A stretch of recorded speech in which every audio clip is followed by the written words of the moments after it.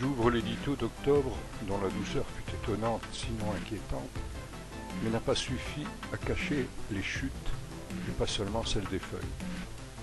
En même temps que les derniers soubresauts des lointaines élections municipales, les commentaires des magistrats, ex ou nouveaux, balancent entre satisfaction d'être confirmés dans leur élection et leurs centaines de promesses, entre dénonciation des gestions passées et justifications laborieuses, entre annonces des baisses de dotation et recherche d'économie.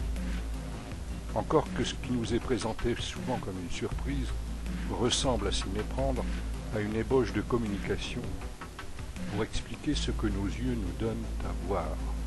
En d'autres temps, nous aurions dit. Mais n'ont-ils pas voulu être aux affaires? La tâche est rude, dites-vous. Pourquoi l'avoir voulu? Par gros temps, ce qui importe, c'est le cap et la manœuvre.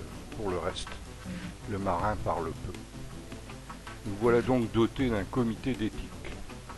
Le vocable vaudra sûrement quelques saillies des Pénélècres et autres chansonniers du carnaval, tant l'image d'un aéropage soumis à convulsion invite à brocarder. Mais ce n'est pas mon propos. Installer médiatiquement et pour le bon peuple l'outil de surveillance des agissements des élus et autres fonctionnaires pourrait s'apparenter à du populisme. D'autant que des citoyens, il y en a partout, parmi les élus et parmi les fonctionnaires, parmi ceux qui méconnaissent l'action collective passée et parmi les corps constitués d'aujourd'hui.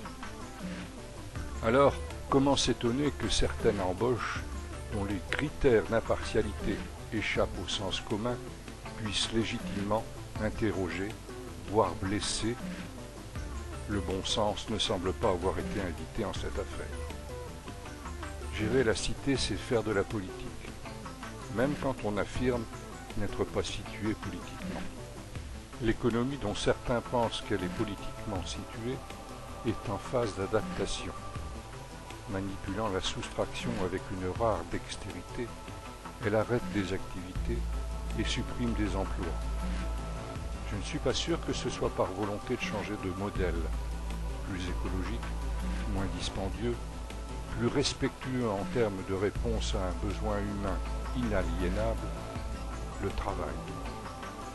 Mais je suis sûrement impertinent.